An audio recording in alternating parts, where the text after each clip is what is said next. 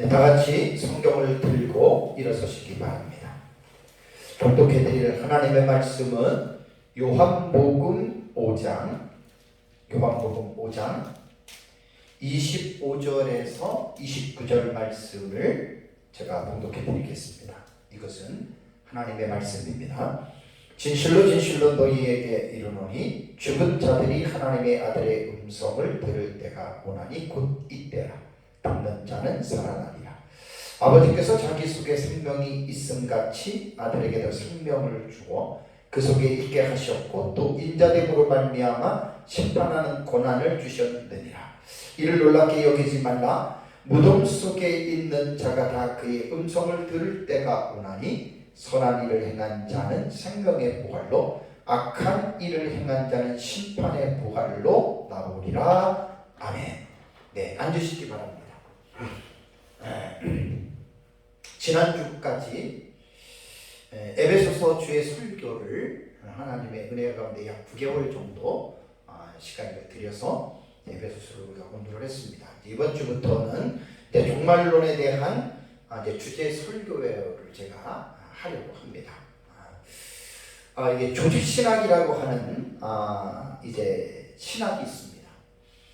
조직신학이라고 하는 것은 기독교 신학의 한 분야인데 하나님의 계시 등에 대하여 아주 체계적으로 연구하는 학문으로서 목회자들이 신학을 공부할 때에 정말 빼어서는 안 될 만한 아주 중요한 학문입니다.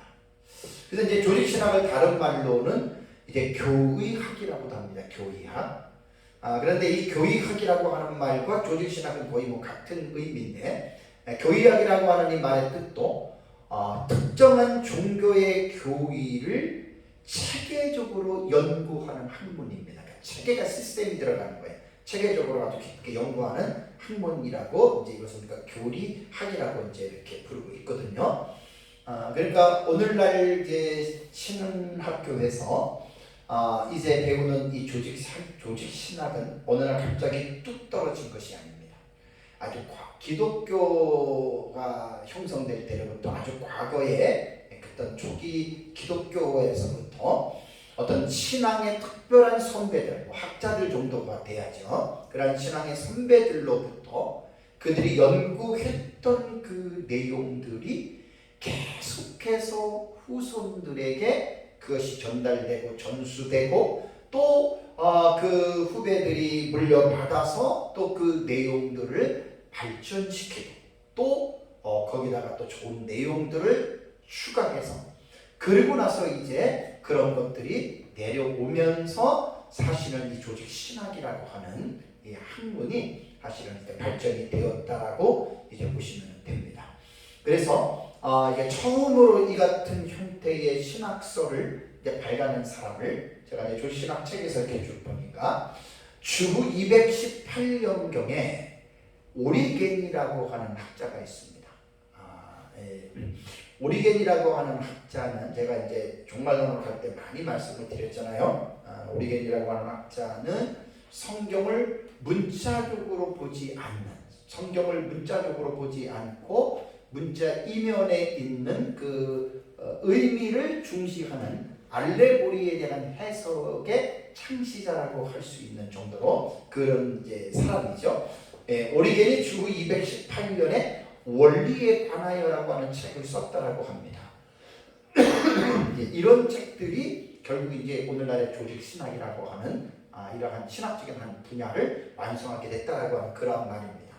그리고 나서 이제 5세기에 어거스틴이라고 하는 위대한 신학자가 신앙 핸드북이라고 하는 또 이런 책을 썼는데 이러한 책들이 전부 다 이제 이 조직신학에 관한 이제 성경을 어떤 주제별로 어떤 체계 있게 깊이 있게 이렇게 연구했던 이제 그런 책들이라고 합니다. 그다음에 이제 7세기 경에 다마스커스의 그 요한이라고 하는 사람이 정통신앙이라고 하는 또 그런 책을 썼다 그래요. 그러니까 이제 이러한 신앙의 초기에 우리 신앙의 학자들, 그 선진들의 이러한 노력들을 통해서 이런 것들이 계속해서 이제 후손들에게 이런 것들이 이제 전수가 되었다라고 합니다. 그 다음에 이제 16세기 들어와서 종교개혁 시대에는 멜랑크톤의 신학 통론이라고 하는, 이때는 점점 책이 이제 더 구체적이고 조직화되고 책의 두께가 더 다르죠. 왜냐하면 시간이 그만큼 많이 흘렀기 때문에 멜랑크톤의 신학 통론이라고 하는 책이 이미 또 완성이 됐고, 그 다음에 이제 우리가 아주 잘 아는 존 칼빈, 종교개혁자 존 칼빈의 기독교 강요, 아주 이건 뭐 불의의 명저죠. 이런 기독교 강요 같은 이러한 책이 이제 조직 신학이라고 하는 학문을, 신학적인 학문을 만들게 된 이제 배경이라고 이렇게 말을 할 수가 있습니다. 그러면서 이제 그 현대사 시대에 유명한 조직 신학자들이 이제 나름대로 이러한 연구를 통해서 지금은 수많은 조직 신학자들이 사실은 있습니다. 자유주의 계열에도 있고 신종통주의 계열에도 있고 그 다음에 개혁주의 계열에도 있고 아주 조직 신학자들이 상당히 많아요. 그래서 이제 저희는 신학을 하면서 자유주의자들의 조직 신학 같은 경우는 아예 안 보죠. 또 신종통주의자들도 사실은 거의 안 보고 저희는 이제 보수 신학을 했기 때문에 이제 보수 신학을 했던 비비 워필드라든가 그 다음에 이제 루이스 볼컵이라든가 그 다음에 헤르만 바비크라든가 칼빈주의 이제 3대 신학자들 이런 경우들. 그래서 이제 뭐 그 외에도 뭐 머레이라든가 뭐 이제 그러한 보수주의의 그러한 조직 신학자들의 책들을 저희들은 이제 보고 이제 공부들을 해왔습니다. 그래서 이제 지금 제가 조직 신학이라고 하는 것은 성경의 중요한 주제들을 개념적이고 체계적으로 서술하려는 시도에서 생겨난 학문인데요. 그러니까 조직 신학의 특징은 뭐냐면 한 주제를 성경 전체에서 간추려서 체계화시켜서 간략하게 정리하는 것입니다. 자, 예를 들자면 하나님이 어떤 분일까요? 그럼 하나님을 성경 어디에서 찾지요? 그러니까 창세기부터 계시록까지 성경 전체에서 하나님이 어떠한 분인지에 대해서 다 학자들이 연구를 하는 거예요. 그러니까 사실 이런 거는 웬만한 사람들이 하기가 힘들죠. 그래서 창세기부터 성경 전체에 하나의 어떤 그 주제, 하나님은 하나님에 대해서 이제 처음부터 끝까지 성경 안에서 다 연구해 가지고 그것을 이제 이렇게 체계화시킨 것, 이것이 여러분 이제 조직 신학이라고 이제 우리는 부릅니다. 그래서 신학교에서 가장 중요한 그 학문을 말하라 그런다면은 빼놓을 수 없는 게 조직 신학입니다. 그래서 조직 신학은 30가지 하면 이제 7가지 파트인데 보통 6가지 파트를 말합니다. 조직 신학은 6가지 파트인데 첫 번째가 뭐냐면 신론입니다. 신론. 그래서 6가지 파트를 우리 이제 신대원을 공부할 때는 6개월에 한 파트씩 해요. 1학년 2학기, 2학년 2학기, 3학년 2학기 해가지고 신론이라고 하는 말은 하나님이 어떤 분이냐. 그러니까 창세기부터 계시록 전체를 통해서 하나님에 관한 이 주제를 전체를 다 다루는 거예요. 그러니까 아주 짧은 시간에 성경 전체에 나타난 신론에 대한 하나님이 어떠한 분인지를 금방 정리할 수가 있고요. 두 번째는 뭐냐면 인간론입니다. 인간론. 인간은 어떤 존재냐? 이것을 인재론이라고 해요. 죄론. 죄인된 인간 이렇게 이야기를 합니다. 이것도 마찬가지로 창세기부터 계시록까지의 사람에 대한 모든 지식들을 전체적으로 총망라해서 요약해서 정리하는 것이죠. 세 번째가 기독론입니다. 기독론. 예수 그리스도. 예수 그리스도는 어떠한 분이냐? 이것도 창세기부터 구약부터 신약 전체를 통해서 이제 기독론을 총 요약하는 것이고요. 네 번째가 교회론입니다. 교회론. 구원론. 구원론입니다. 구원은 어떻게 받느냐? 여러분, 사실 죄인들에게 있어서 제일 중요한 게 뭐겠어요? 구원의 문제입니다. 그래서 죄인이 어떻게 구원을 받느냐라고, 구원론은 이제 여기 성령론까지 이제 함께 또 이렇게 같이 공부를 또 하기도 하죠. 다음에 이제 다섯 번째가 뭐냐면 교회론입니다. 구원받은 사람들의 모임이 교회거든요. 이 교회는 어떤 곳이냐? 이것도 이제 창세기부터 계시록까지 전체에서 교회에 대한 내용들만 집약적으로 정리해가지고 체계적으로 공부를 하는 것이고요. 마지막 여섯 번째가 뭐냐면 종말론입니다. 종말론. 그래서 조직신학은 신학을 공부하는데 정말 되게 중요한 거예요. 그래서 어떤 조직신학을 했느냐에 따라서 이제 그 학생이 이제 그 신학이 딱 설정이 되는 거예요. 그래서 이 조직신학은 되게 중요하기 때문에 신학적 입장에 올바르게 서서 이 여섯 가지 신론, 인간론, 기독론, 구원론, 교회론, 종말론에 대한 이 부분들을 가지고서 이제 쭉 이제 공부들을 합니다. 근데 이제 여기에서 신론, 인간론, 기독론, 구원론, 교회론까지는 약 2000년 기독교 역사 속에서 거의 웬만한 내용들은 거의 다 정리가 다 됐어요. 더 이상 신론, 인간론, 기독론, 구원론, 교회론에서 더 이상 새로운 내용이 나올 거리가 없을 정도로 아주 깊이 있게 2000년 동안 연구가 됐는데, 문제가 뭐냐면 종말론입니다. 종말론은 아직도 완성이 되지도 않았고, 제일 어려운 파트가 여러분 이 종말론 분야입니다.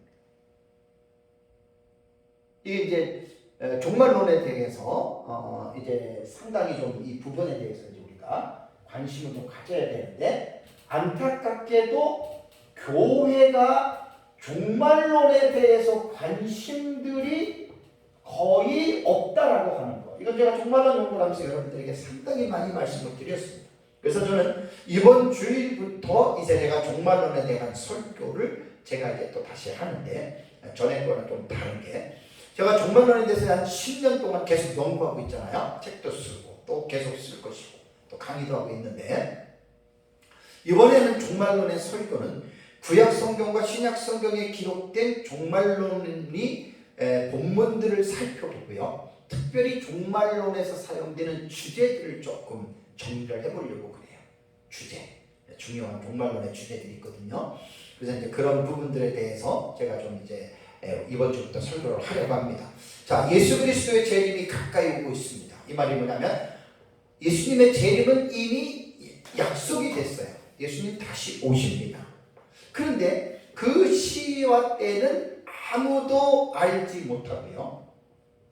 그때는 가까이 오는데 하루가 지나면 지날수록 그때가 가까이 오는 거예요. 그래서 예수님의 재림이 가까이 오는데 이 지상에 있는 교회는 예수 그리스도의 신부의 역할을 하고 있거든요.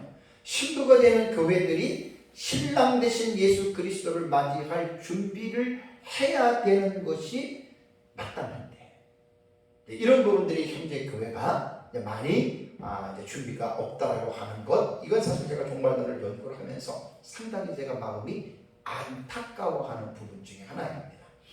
이번 시간에 이제 종말론의 첫 번째 시간으로서 이제 그 종말론의 전체적인 윤곽을 이번 주하고 다음 주에는 제가 이제 종말론에 대한 윤곽을 먼저 여러분들에게 말씀을 좀 제가 드리려고 합니다. 종말론이 뭐냐? 그러니까 신학교에서 우리가 이제 공부할 때 6개월 동안, 한 학기 동안 공부하는 이 종말론을 오늘 2시간, 다음 주 2시간 해서 4시간 정도에 걸쳐서 신학교에서 공부하는 것 전체는 못해도 윤곽만 중요한 내용만 제가 좀 여러분들에게 좀 이제 말씀을 좀 드리려고 합니다. 자, 그렇다면은 이제 우선 종말론이라고 하는 이 말씀의 의미를 이제 말씀을 좀 드리려고 합니다. 종말론은요, 에스카토스라고 하는 헬라어 단어입니다. 에스카토스예요. 에스카토스. 헬라어로 말하면 에스카토스거든요. 그리고 영어로 말하면 에스카톨로지입니다. 에스카톨로지. 이게 영어로 말하면 이제 이렇게 되는 거예요. 에스카톨로지예요. 에스카톨로지 맞죠? 네. 이게 이제 종말론에 대한 이 말인데, 그럼 종말론의 뜻은 뭐냐면 인류 역사에서 최종적으로 일어날 사건이나 우주의 마지막에 대한 신학적 이론입니다. 대단히 중요한 거예요. 그래서 또 종말론은 또 하나의 의미를 말씀드리면 교리학의 한 부분으로서 마지막에 되어질 일들에 관한 교리입니다. 마지막에 일어나는 일들, 그걸 이제 교리적으로 딱 정리되는 것이 종말론이거든요. 그러니까 이제 종말론은 인간을 포함한 이 세상의 마지막에 일어날 일들에 대하여 성경에 기록된 내용을 학자들이 발췌한 거예요. 그래가지고 이제 종말에 일어나는 그 주제들을 정리를 해서 이제 그 마지막 때에 일어나는 그 사건들만 총 정리해서 놓은 것을 이제 종말론이라고 이제 이렇게 부른다라고 하는 말입니다. 그래서 종말론이라고 하는 용어는 19세기 신학자들에 의해서 이제 19세기 경에 와서 처음으로 이제 공식적으로 사용이 되어졌다고 그래요. 그래서 조직 신학의 한 분야로서 전통적으로는 이 종말론은 크게 두 가지 분야로 나누어집니다. 어떻게 나누어지냐면 개인적인 종말론이 있고 일반적인 종말론 혹은 우주적 종말론 딱 두 개예요. 제가 지금 참고하는 책은 루이스 볼코프의 조직신학이라고 하는 책인데 저에게도 한 조직신학 책이 한 대여섯 권 있는데 뭐 사람 걸 봐도 다 뭐 그런데 가장 그래도 종합적이고 가장 체계적으로 자세하게 세부적으로 해놓은 분이 바로 루이스 볼코프의 이 조직신학입니다.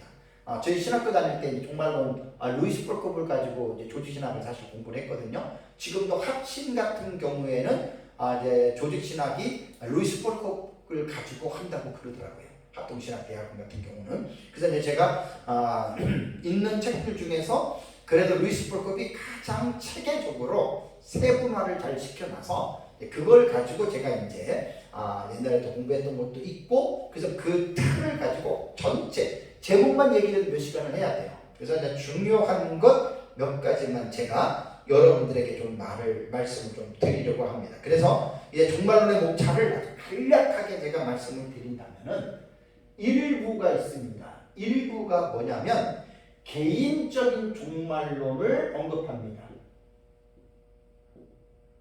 개인적인 종말론.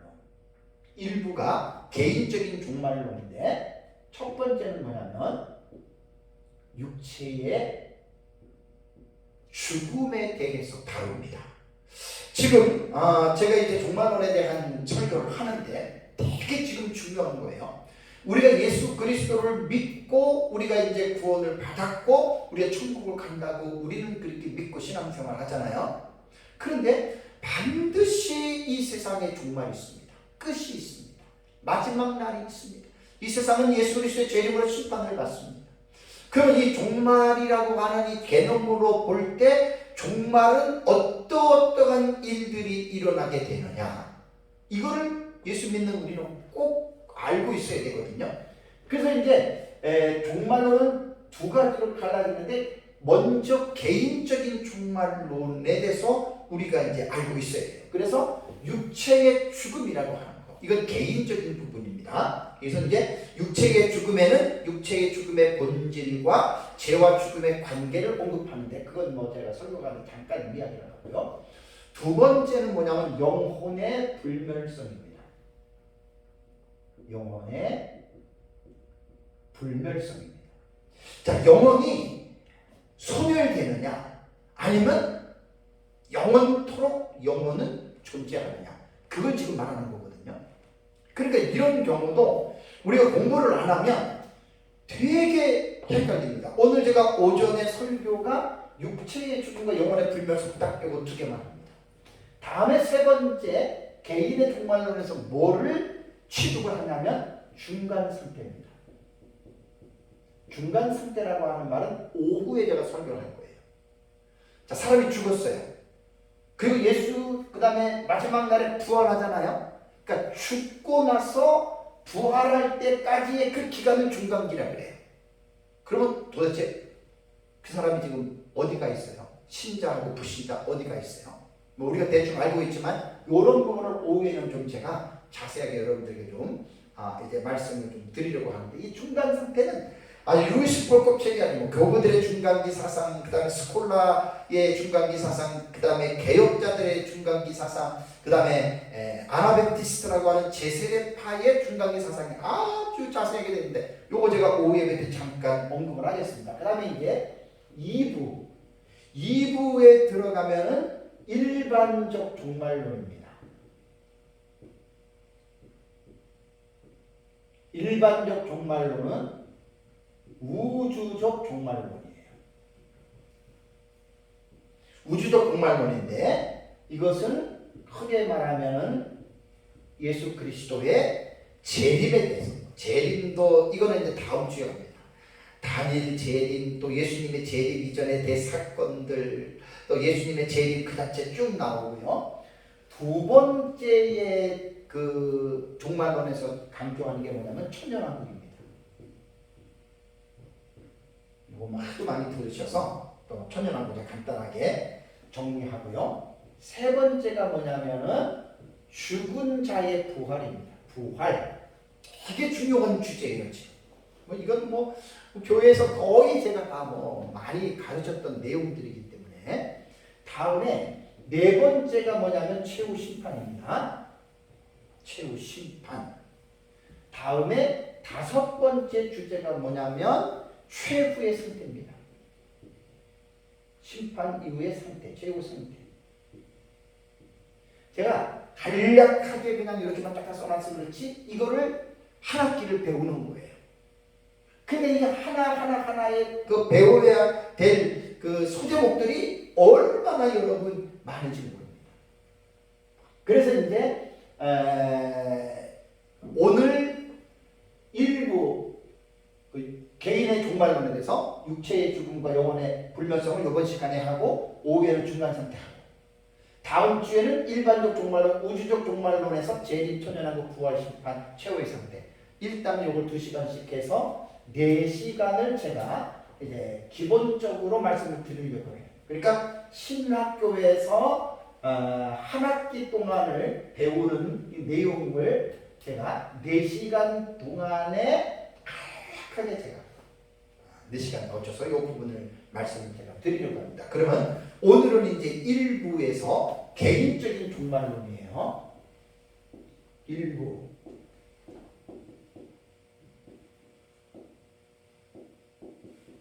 개인적인 종말론. 그러니까 우주적인 종말론. 예수님께서 재림하시고 그 다음에 예수님께서 재림하셔가지고 뭐 이 땅에 천년왕국이 있고 그 다음에 이제 부활과 심판과 최후의 상태가 있는데 이 우주적인 종말론 이전에 개인적인 종말론을 먼저 관심을 가져야 돼요.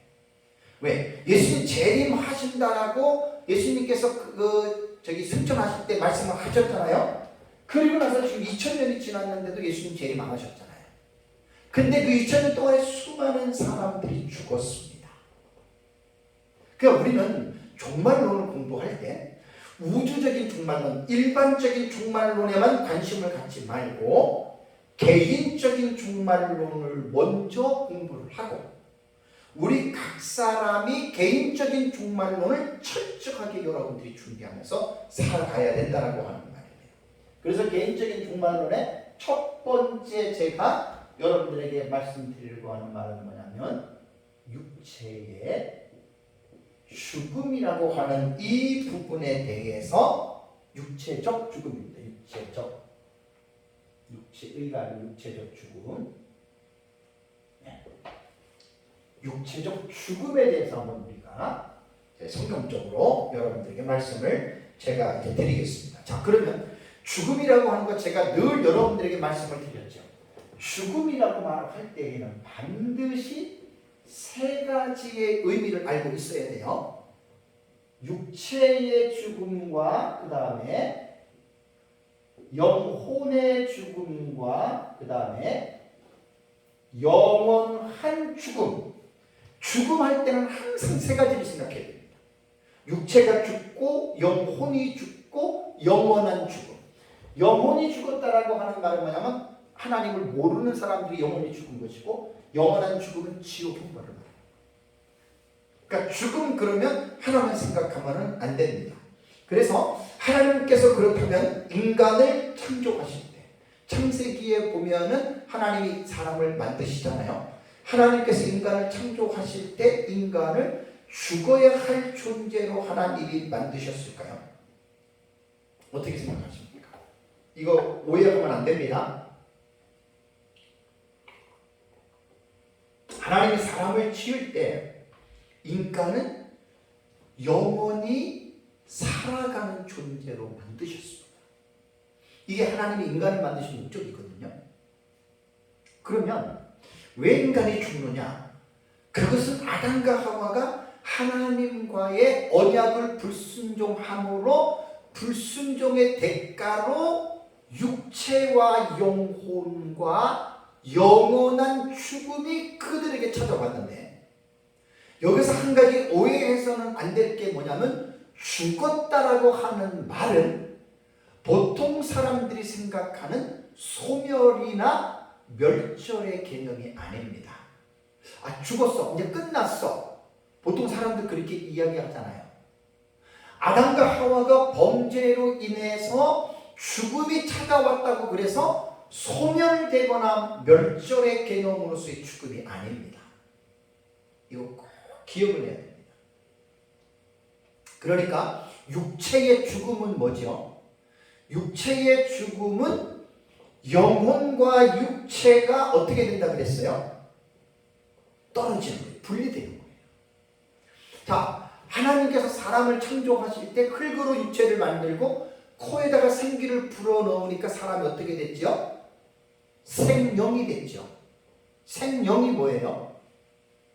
리빙 소울이에요. 움직이는 존재가 된 거예요. 살아있는 존재가 됐다는 말이에요. 그럼 어떻게 살아있는 존재가 됐어요?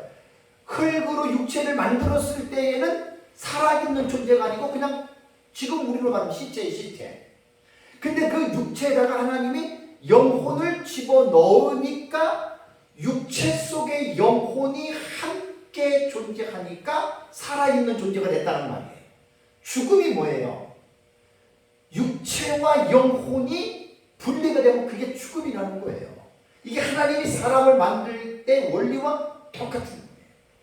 그러니까 아담과 하와가 범죄함으로 인하여 죽게 됐다라고 하는 말은 소멸과 멸절이 되는 게 아니라 영혼과 육체를 잠시 동안 하나님께서 분리시켜 놓는 거예요. 그래서 육체는 흙으로 만들었기 때문에 이제 흙으로 돌아가죠. 뭐 매장을 하든지 화장을 하든지 돌아가고, 영혼은 뒤에서 말씀을 드리겠지만 절대로 없어지지 않습니다. 그건 제가 뒤에 말씀을 드릴게요. 그러니까 죽음이라고 하는 것은 반드시 소멸이나 멸절의 개념이 아닙니다. 그냥 세상 사람들처럼 죽음은 끝나는 거야, 이제 없어진 거야. 아닙니다. 큰 오해입니다. 그렇게 생각하면 안 됩니다. 그래서 하나님은 사람을 만들 때에 죽어야 할 존재로 창조한 것이 아닙니다. 그러니까 에덴 동산에서 선악과를 따먹었다고 해서 인간이 죽었다, 죽음이 찾아왔다, 그렇게 멸절이 아니에요. 그 오늘 이제 요한복음 5장에도 그 28절에도 보면은 이를 놀랍게 여기지 말라. 무덤 속에 있는 자가 다 그의 음성을 들을 때가 오나니 선한 일을 행한 자는 생명의 부활로 악한 일을 행한 자는 심판의 부활로. 마지막 날에 죽은 자들이 전부 다 어떻게 해요? 다시 살아납니다. 이거를 꼭 기억을 해야 됩니다. 그러니까 이 세상에서 사람이 죽었다라고 하는 것은 육체와 영혼이 마지막 날까지 분리가 되었을 뿐이에요. 그리고 마지막 날에 다시 부활한다. 그러니까 결국 하나님이 인간을 창조하실 때 인간은 소멸이나 멸절하는 존재로 하나님이 인간을 만드신 것이 아니라 영원토록 살아가는 영생의 존재로 만들었다. 범죄를 해도 마찬가지입니다. 하나님께서 그렇게 만들었다라고 하는 거 여러분들이 꼭 기억을 해야 됩니다. 그러면 이제 이 왜 인간은 죽음을 맞이해야 되느냐? 육체와 영혼이 왜 분리되어야 되느냐? 그것은 죄 문제 때문에 그렇습니다. 죄 문제 때문에. 그래서 창세기 2장 17절에 하나님이 아담에게 내가 선악과를 먹는 날에는 정령 죽으리니. 그래서 선악과를 먹었기 때문에 죽었고 또 오해가 없기 위해서 말씀드립니다. 죽음은 끝이 아닙니다. 소멸이나 멸절이 아닙니다. 영혼과 육체가 잠시 분리될 뿐입니다. 마지막 날까지. 그리고 다시 그 소멸, 그러니까 이제 흙으로 돌아갔던 육체가 땅으로 묻었던 화장을 했던 간에 그 육체가 다시 살아난다. 꼭 여러분 기억하시기 바랍니다. 그렇다면 신자들의 죽음의 의미, 성도들이 죽었다라는 말은 뭘까요? 성도들이 죽었다라고 하는 이 의미는요, 그냥 죽음은 결국 우리는 이 땅에서 죄에 대한 상식입니다. 죄 때문에 인간은 죽음을 당하는데 성도들은 죽음을 죄로 인해서 죽게 됐지만 성도들은 죽음을 어떤 차원에서 봐야 되냐면 영혼의 성화가 완성된 것으로 봐야 됩니다. 참 신비하지 않아요? 그러니까 죽음은 보통 세상 사람들은 죽음은 끝이라고 보잖아요. 끝. 이 세상에서 끝이라고. 세상에서는 끝이지만 우리 성도들은요, 이제 죽는 순간에 완전한 의인이 된 거예요. 완전한 의인. 그러니까 이 땅에서 살아있는 동안에는 완전할 수가 없어요. 죄성이 있어요. 그래가지고 죄성 때문에 다 힘들어요. 고통스러워요. 근데 죽었다 그러면 이미 그 죄성 자체가 죽음과 함께 완전히 사라지는 겁니다. 육체는 사실은 이제 매장하던 화장을 하는데 영혼은 이제는 완전한 자유한 완성된 영혼이 되는 거예요. 여러분 이게 놀라운 거예요. 성도들의 죽음은 영혼이 성화가 완성이 된 거예요. 더 이상 그 영혼 속에는 육체와 함께 이제 육체가 죽음 분리로 말미암아 이 세상에 살아있을 때에는 그 뭐라 그러나요? 죄성 때문에 죄의 본성과 습성 때문에 영혼도 같이 괴로워했는데 이제 이 성도는 죽음으로 말미암아 완전히 죄성 자체가 이미 끝났어요. 사라져 버렸어요. 그래서 완전히 영혼이 성화가 완성이 된 것을 말을 합니다. 그래서 이제 죽는 순간부터는 어떤 성도들인지 간에 그 영혼은 자유하고 완성된 상태로 들어갔기 때문에 우리 그리스도인들은 죽음이 얼마나 우리들에게는 행복한 것인지 모릅니다. 더 이상 고통과 근심과 염려를 할 필요가 없는 완성된 그 영혼, 그 상태로 영혼이 이제 하나님 나라에 가 있는 것이죠. 다음에 이제 두 번째 이제 말씀드리는 내용이 뭐냐면 영혼의 불멸성입니다. 대단히 지금 이제 중요한 말입니다. 영혼이 불멸한다. 영혼은 멸하지 않습니다. 앞에서 살펴본 대로 육체의 죽음도 영혼과 분리라고 말씀을 드렸고, 육체가 땅에 매장이 되던 불로 태우던 간에 육체가 소멸되는 게 아니에요. 땅에 묻었다고 육체가 완전히 멸절된 게 아니고 없어진 게 아니에요. 잠깐 땅 속에 머물러 있을 뿐입니다. 그럼 마지막 날에 그 육체를 어떻게 한다고요? 예수님이? 하나님이 다시 살리잖아요. 그러니까 인간은 육체만 있는 것이 아니라 지금 영혼이 함께 창조가 됐다라고 제가 말씀을 드렸죠. 그러면 여기서 이제 우리가 먼저 기본적으로 생각할 게, 자, 죽었습니다. 자, 그럼 영혼과 분리가 됩니다. 영혼은 어떻게 되죠? 우리는 뭐 물론 예수님이 전부 같다고 얘기를 하는데, 요걸 이제 제가 처음부터 자세하게 말씀을 드릴게요. 영혼은 도대체 어떻게 되는가? 자, 영혼이, 육체는 물질적인 존재이기 때문에 우리 인간의 눈으로 볼 수가 있어요. 영혼은 비물질적인 존재예요. 인간의 눈으로 볼 수가 없습니다. 그러니까 영혼이라고 하는 존재 자체도 사람들은 눈에 보이지 않기 때문에 영혼을 인정을 하지 않아요. 지금 그런 상황이거든요. 근데 우리는 눈에는 보이지는 않지만 영혼이 있으면 우리는 분명히 알잖아요. 마음은 눈에 보이지 않지만 인간의 마음의 기능을 통해서 사람이 생각을 하고 느끼고 하듯이 영혼이라고 하는 건 분명하게 존재하는 것입니다. 그래서 영혼은 죽거나 사라지지 않습니다. 하나님은 영이시잖아요. 불멸성이에요. 영혼은 불멸성이에요. 인간의 영혼도 마찬가지입니다. 절대로 사라지거나 죽거나 없어지지 않습니다. 육체도 마찬가지잖아요. 죄를 해서 잠깐 죽었을 뿐이지 마지막 날에 다시 육체를 살리잖아요. 그러니까 하나님이 사람을 만들 때 죄를 짓던 안 짓던 관계없어요. 인간은 영생하는 존재로 만들었습니다. 그래서 인간도 하나님과 함께 영생합니다. 대신에 이제 영생하는 장소가 두 곳이에요. 복락을 누리면서 하나님의 나라에서 영원토록 행복하게 살 것이냐, 아니면은 음부에서 고통 가운데 영원히 살 것이냐. 딱 이 두 가지를 분명하게 알고 분명하게 여러분 믿어야 됩니다. 그렇다면 영혼이 불멸한다라고 하는 이 교리는 구약 성경에 나옵니다. 사실 신약 성경에 비해서 구약 성경에는 영혼 불멸에 대한 교리나 부활에 대한 교리가 신약 성경에 비해서 양쪽으로 볼 때는 적은 것이 사실입니다. 별로 그렇게 많이 나오지 않습니다.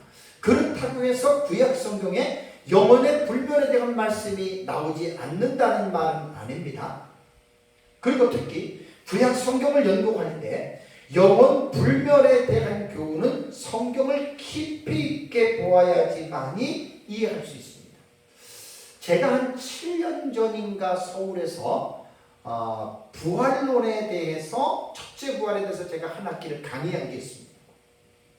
참 그때 부활에 대해서 아주 깊이 있게 제가 연구를 해서 강의를 했고, 우리 교회에서도 그때 한 6, 7년 전에 설교를 했습니다. 제가 그 원고들이 있고, 나중에 이제 그 원고를 다듬고 더 추가시켜가지고 제가 첫째 부활이라고 하는 정말 그 중요한 책을 마지막에 내가 그 책을 조수로 하려고 그래요. 그래서 제가 그때 한 학기 강의했던 내용은 부활에 대해서 이제 구약 시대부터 중간기 시대까지, 신약 시대까지, 그 다음에 요한계시록에 나타난 마지막 그 첫째 부활까지 전체적인 윤곽을 잡아가지고 그때 한 학기를 제가 강의를 했습니다. 그때 구약 성경에 나타난 제가 그 내용들을 쭉 제가 그 설교도 했고 강의도 했는데, 구약 성경에 의외로 많이 나옵니다. 근데 이게 겉으로 봐서는 이것이 부활인지에 대한 부분들을 모르는 본문들이 되게 많아요. 그래서 몇 가지만 제가 소개를 하겠습니다. 자, 히브리서 11장 창세기에 보면은 아브라함이 이삭을 제물로 드리죠, 그죠? 자, 아브라함이 이삭을 제물로 드릴 때 어떤 마음으로 드렸을 것 같아요? 제물로 드린다라고 하는 말은 자기 아들을 죽이는 거예요. 산 자식을 죽이는 거예요. 아브라함은 어떤 마음으로 드렸을까요? 창세기 본문에도 나옵니다. 이삭을 제물로 드리고 나서 내가 그와 함께 다시 오겠다. 제물을 죽인 거예요. 근데 죽은 아들과 다시 오겠다. 여기에서 이미 아브라함은 자기가 아들을 죽였을지라도 하나님은 죽은 자 가운데서 다시 하나님이 살리실 것을 부활을 믿었거든요. 그것이 이제 히브리서 11장 19절을 보세요. 히브리서 11장 19절을 보면 주석입니다. 아브라함의 마음을 히브리서 저자는 주석을 해놓은 건데, 히브리서 11장 19절을 보면 그가 하나님이 능히 이삭을 죽은 자 가운데서 다시 살리실 줄로 생각한지라. 비유컨대 그를 죽은 자 가운데서 도로받은 것이니라 라고 이렇게 말을 했습니다. 그러니까 아브라함은 자신이 이삭을 죽여서 하나님 앞에 제물로 드려도 어떻게 아브라함은 생각했냐면 하나님께서 죽은 이삭을 다시 살리실 것으로 아브라함은 믿었단 말이에요. 다음에 욥기 19장 25절과 26절입니다. 욥기 19장 25절과 26절을 보시면 욥이 이렇게 고백합니다. 내가 알기에는 나의 대속자가 살아계시니 마침내 그가 땅 위에 서실 것이며, 26절에 내 가죽이 벗김을 당한 뒤에도, 이게 뭐냐면 자기가 죽었다는 거예요. 그 다음에 내가 육체 밖에서 하나님을 보리라. 뭘 말하는 거죠? 욥은 자기가 죽어도 영혼이 멸절되는 게 아니라 영혼은 불멸한다는 것을 알고 있었다. 아브라함이 이삭을 죽였다 하더라도 이삭은 죽은 것으로 사람이 멸절되거나 소멸되거나 끝난 것이 아니라 하나님이 영생을 누리는 존재로 인간을 만들었기 때문에 죄를 졌어도 영원히 살아가는 존재로 만든다는 말이에요. 그러니까 욥도 죽음 이후에 자기가 소멸되거나 멸절되는 게 아니라 영혼은 불멸한다라고 하는 것을 욥은 알고 있었습니다. 다음에 다니엘서 12장 2절에, 다니엘서 12장 2절에도 다니엘은 땅의 댓글 가운데서 자는 자 중에서 많은 사람이 깨어나 영생을 받는 자도 있겠고 수치를 당하여 영원히 부끄러움을 당할 자도 있을 것이며 라고 말을 했거든요. 그러니까 다니엘서 12장 2절이 뭐냐면 마지막 때에 부활을 말합니다. 모든 사람들이 마지막 날에 부활한다는 겁니다. 그래서 부활해서 어떤 사람들은 영생을 받아서 하나님 가운데 사는 사람이 있고 어떤 사람들은 음부에서 부끄럽게 고통 가운데 사는 사람이 있을 것이다. 구약 성경에 의외로 많이 나옵니다. 영원의 불멸이라든가 부활에 대해서. 신약 성경에는 불멸의 교리가 많이 나옵니다. 신약 성경에 의외로 많이 나옵니다. 자, 마태복음 10장 28절. 마태복음 10장 28절을 보면 몸은 죽여도 영혼은 능히 죽이지 못하는 자를 두려워하지 말고 오직 몸과 영혼을 능히 지옥에 멸할 수 있는 이를 두려워하라. 자, 사람이 몸은 죽일 수 있어도 영혼은 못 죽입니다. 자, 몸은 죽였다 하더라도 소멸되거나 멸절이 아니라 마지막 날까지 그냥 죽은 상태로 땅에 묻히거나 화장을 했거나 있는데 마지막 날에 그 몸 다시 살린다 그랬어요. 이거 꼭 여러분들이 오해를 하면 안 됩니다. 범죄를 했어도 인간은 영생하는 존재로 하나님 만드셨습니다. 꼭 여러분 기억을 하셔야 됩니다. 다음에 누가복음 23장 43절을 보십시오. 누가복음 23장 43절에도 그 십자가의 한편에 달려있는 강도에게 지금 말합니다. 예수께서 이르시되 내가 진실로 네게 이르노니 오늘 네가 나와 함께 낙원에 있으리라. 자, 강도는 죽어요. 예수님도 죽어요. 죽었다고 해서 소멸되거나 끝나는 것이 아니라 영혼은 불멸하는 거예요. 영혼은 죽지 않아요. 그리고 이 영혼이 죽지 않는 믿는다라고 하는 이 부분에서 성경에서 가장 자세하게 나온 부분이 오후에 제가 텍스트를 쌓는 게 뭐냐면 누가복음 16장 부자와 나사로에 대한 이 부분이거든요. 누가복음 16장 22절에서 23절을 보면 이에 그 거지가 죽었어요. 천사들에게 받들려 아브라함의 품에 들어갔다. 자, 죽었는데 어떻게 거지가 아브라함의 품에, 이게 영혼입니다. 부자도 죽어 장사됨에 그가 음부의 고통 중에 눈을 들어. 부자는 음부를 갔어요. 자, 몸은 땅에 묻혔지요. 영혼을 말하는 겁니다. 그 사실 사람들이 눈에 보이는 것만 존재하는 것으로 생각하잖아요. 사람 그러면 눈에 보이는 육체만 생각하잖아요. 그 육체가 죽었어요. 저 사람이 죽었네? 저 사람이 이제 없어졌네? 저 사람이 이제 멸절됐네? 소멸됐네? 근데 뭘 못 보는 거죠? 사람은 몸만 있는 게 아니잖아요. 하나님이 사람을 만들 때 영혼을 그 몸속에 불어넣어서 영혼과 육체가 함께 공존하는 게 그게 사람이라는 거예요. 죽음은 영혼과 육체가 분리되는데 육체는 보이지만 영혼은 보이지 않지만 이 영혼은 분명히 존재합니다. 그래서 욥 같은 경우도 내가 죽은 후에 육체 밖에서 내가 하나님을 본다 그랬잖아요. 영혼은 불멸합니다. 영혼은 없어지지 않습니다. 사람의 눈에는 볼 수 없지만 영혼은 영원토록 불멸의 존재로서 영혼은 존재합니다. 그러니까 나사로도 죽었고 부자도 죽었는데 부자의 영혼이 음부를 떨어졌잖아요. 지옥.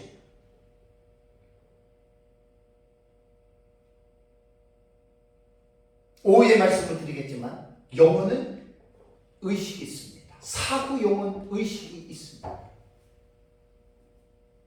우리 살아있을 때 몸을 꼬집으면 아프잖아요. 느끼죠. 그죠? 근데 몸과 영혼이 분리가 됐어요. 죽었어요. 영혼도 의식이 있습니다. 이 부자와 나사로를 비해서 우리가 볼 수 있는 오후에 제가 좀 더 자세하게 말씀드릴게요.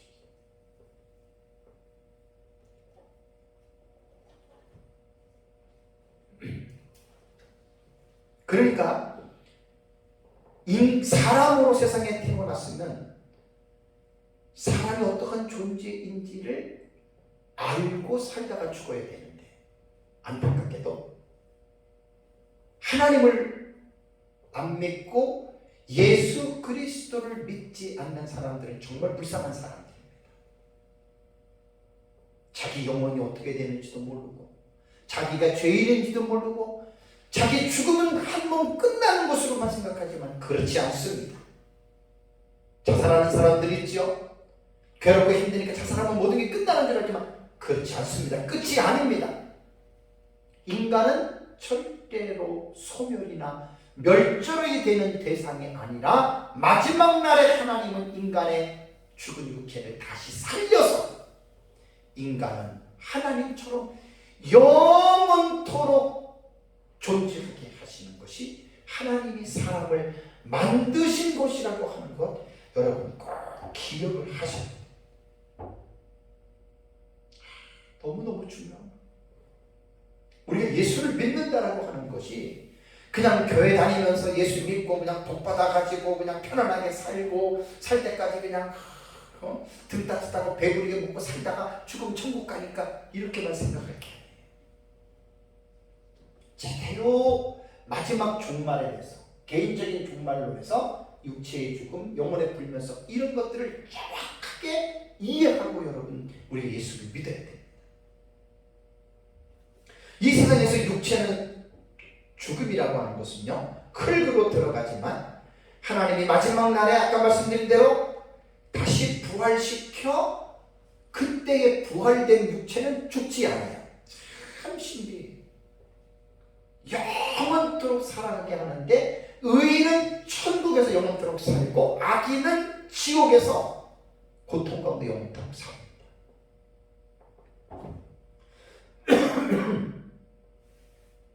누가복음 20장 34절과 36절에도 예수님께서 뭐라고 하냐면 그 구원받은 하나님의 자녀들은 천사와 동등이 됩니다. 소멸되거나 멸절되는 게 아니에요. 다시 죽을 수도 없어요. 불멸한 존재입니다. 불멸. 요한복음 5장 아까 읽은 29절에 선한 일을 행한 자는 생명의 부활로 악한 일을 행한 자는 심판의 부활로 나온다고 했죠. 다 살아납니다. 다 살아납니다. 기억하시기 바랍니다. 다음에 계시록 20장 볼까요? 우리 하도 많이 봐서 계시록 20장 12절과 13절 이거 대단히 정말 많이 볼 겁니다. 계시록 20장 12절과 13절 보면 이제 이 부활의 본문이거든요. 마지막 날 부활. 또 내가 보니 죽은 자들이 큰 자나 작은 자나 그 보좌 앞에 섭니다. 이 죽은 자들이 살아난 거예요. 그 앞에 책들이 펴있고 또 다른 책이 펴졌으니 생명책이 있어요. 그 다음에 죽은 자들이 자기 행위를 따라 책들에 기록된 대로 심판을 받으니 사실은 이게 순서적으로 설명을 하려면 13절을 먼저 말을 해야 돼요. 13절이 뭐죠? 바다가 그 가운데서 죽은 자들을 내주고 또 사망과 음부도 그 가운데서 죽은 자들을 내주네. 그러니까 13절을 먼저 얘기를 해줘야 돼요. 어디서 어떻게 죽었는지는 몰라도 죽은 곳에서부터 죽은 자들이 다 살아났다. 그리고 그 사람들이 왜 살아납니까? 심판을 받기 위함. 인생은요 우습게 살면 안 돼요. 대책 없이 가볍게 살면 안 돼요. 반드시 모든 사람들을 하나님 다 살립니다. 반드시 심판합니다. 정신 차리고 세상 살아야 됩니다. 남에게 못된 짓 하고 이거요 다 하나님이 마지막에 살려가지고 전부 다 심판합니다. 지금 그 말하는 겁니다. 그래서 11절 다시 보면 죽은 자들이 자기 행위를 따라 책들에 기록된 대로 심판을 받으니 책들 복수지요. 세상에 살면서 했던 모든 나쁜 짓들이 전부 다 모든 사람들이 다 기록이 되어져 있어요. 근데 여기서 놀라운 사건은 뭐라 그랬죠?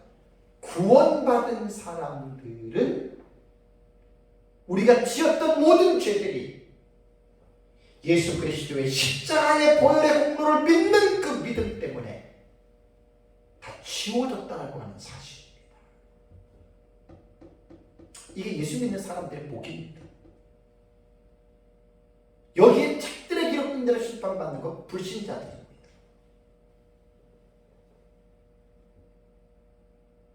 하나님을 믿는다는 게 얼마나 여러분 귀하고 얼마나 여러분 복된 일인지 모릅니다. 마지막으로 하나 더 볼게. 네 번째의 말은요.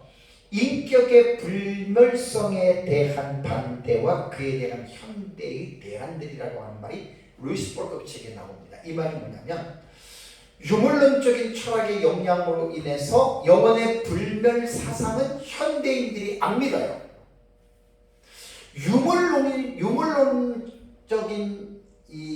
유물론은 철학 사상이거든요. 자, 유물론이라고 하는 뜻은 그런 뜻입니다. 우주 만물의 궁극적인 실제가 물질이라는 거예요. 물질. 그래서 사회주의가 유물론이잖아요. 공산주의가 유물론이잖아요. 그러니까 우리는 이 세상의 만물을 존재하게 한 그 신이 누구냐? 우리는 하나님이라고, 우리는 종교적으로 하나님이라고 하는 것을 우리 믿지만 유물론은 아니다. 정신적인 것, 영적인 것 없다. 모든 게 물질이다. 그러니까 정신이나 관념이나 이 모든 것들을 전부 다 물질로 전부 다 집어넣어버려요. 그래서 종교를 무시하는 거예요. 공산주의. 그게 무신론이 되는 거지. 그럼 그들은 오직 물질이 모든 것들이 다 그런 거예요. 그래서 이 이 유물론적인 철학 사상을 가지고 있는 이 사람들은 뭐라고 얘기를 하냐면 생리학적인 심리학의 연구를 이렇게 주장합니다. 정신이나 영혼은 독립적으로 존재하는 실체가 아니다. 단순한 두뇌 활동의 산물 혹은 기능이다. 그래서 어떻게 말을 하냐면 간이 쓸개즙을 생산하는 원인이 되는 것과 똑같이 이야기를 해요. 자, 쓸개즙이 나오는 건 간에서 나오잖아요. 그죠? 자, 간이 죽으면 어떻게 돼요? 쓸개즙을 내놓지 못하죠. 자, 인간이 정신과 영혼은 뇌가 살아있기 때문에 활동한다는 거예요. 그럼 뇌가 죽었어요. 인간이 죽었어요. 그럼 정신과 영혼은 어떻게 해요? 사라진다는 거예요. 그럴듯하죠. 이게 바로 유물론적인 철학의 영향을 받아서 영혼의 불멸성을 무시하는 거예요. 반대하는 거예요.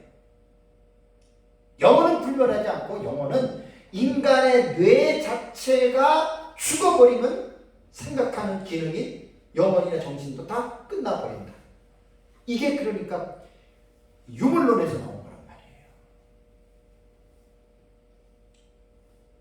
상당히 여러분 이런 거 위험합니다. 우리 기독교는 이러한 세상 사람들이 말하는 이론이나 그들이 말하는 가치에 흔들리는 종교가 아니잖아요. 제가 늘 강조하는 게 뭐죠? 계시 의존 사색입니다. 성경 66권의 계시를 말씀을 의존해서 우리는 생각을 해야 돼요. 그래서 말씀에 있으면 우리 그걸 믿는 거예요.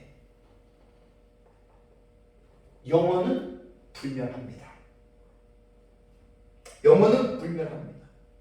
하나님이 사람을 창조할 때 선악과를 따먹으면 죽으리라고 하는 말도 영혼과 육체가 잠깐 분리될 뿐이지 소멸이나 멸절의 개념으로 하나님께서 말씀하신 게 아닙니다. 오해하시면 안 됩니다. 인간은 영생하는 존재로 처음부터 만드셨습니다. 죽는다고 끝이 아니고 죽는다고 없어지는 게 아닙니다. 영혼은 불멸하고 하나님이 다시 살리십니다.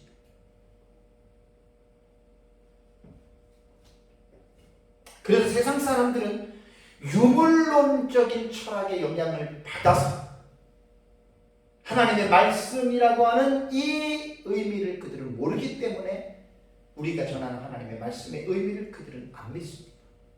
그래서 우리는 그들에게 복음을 전합니다.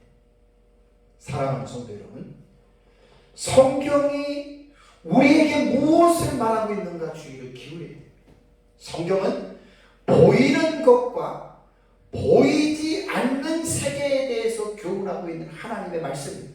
특히 하나님께서 창조하신 이 세상이 언제인지는 모르지만 이 세상을 하나님이 심판하시는 종말이 온다라고 하는 사실을 성경은 교훈하고 있다고 하는 사실 절대로 잊어서는 안 됩니다. 그래서 성경도 한 부분만 보지 말고 성경 전체적인 부분에 대해서 객관적인 지식을 가지고 여러분 그 사실을 알고 있어야 돼요. 그리고 이제는 종말이 언제인지 모르지만 오는 거예요. 앞으로 계속해서 이제 다음 주에도 여러분들에게 이제 종말에 대한 이 부분에 대해서 징조 이런 것들 여러분들에게 말씀을 드릴 텐데요. 성경에서 교훈하고 있는 종말에 대한 교훈은 이제 오늘 첫 시간에 제가 설교한 대로 개인에 관한 문제를 다루는 개인적인 종말론에 먼저 관심을 가져야 됩니다. 우주적인 종말론에 관심을 그건 이제 나중에 갖고 개인적인 종말론, 내가 죽는다. 그렇지만 내 영혼은 없어지는 게 아니다. 육체도 잠깐 영혼과 분리될 뿐이지 마지막 날에 하나님이 다시 살린다. 이걸 꼭 잊지 말고 여러분들이 마음속에 이 사실을 꼭 담아두세요. 그럼 어떤 생각이 들겠습니까? 하나님의 심판받고 우리가 다시 다 서잖아요. 육체적인 죽음으로 인간이라고 하는 자체가 소멸되거나 멸절되는 게 아닙니다. 마지막 날 다시 하나님께서 살린다. 인간은, 영혼은 불멸합니다. 불멸. 육체도 잠깐 땅속으로 들어갈 뿐이지 육체도 불멸합니다. 부활체는 완전히 그건 불멸체 아닙니까? 멸해지는 성질이 아닙니다. 그래서 인간은 영원히 살도록 하나님이 만드셨기 때문에 죄를 졌어도 영원히 산다라고 하는 거. 그래서 육체적인 죽음으로 인생이 끝나는 것이 아니라 이제 마지막 날에 다시 부활해서 영원한 몸으로 영생을 누린다라고 하는 이 사실을 잘 기억하시고 이러한 앞으로 부활에 대한 소망을 가지고 또 바른 믿음으로 살아가시기를 주님의 이름으로 축복합니다. 같이 기도하겠습니다.